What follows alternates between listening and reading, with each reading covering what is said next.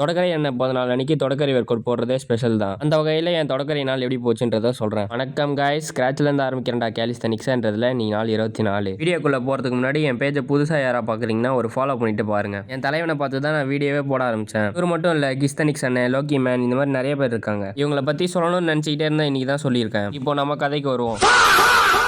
வழக்கம் போல் ப்ரைவேசி எல்லாம் தட்டு காலேஜ் கிளம்பி வந்துட்டேன். என்றைக்கும் இல்லாமல் இன்றைக்கி காலேஜ் ரொம்ப ஸ்மூத்தாக போச்சு. சொல்லிக்கிற அளவுக்கு யாரும் எந்த குறைச்சலும் கொடுக்கல.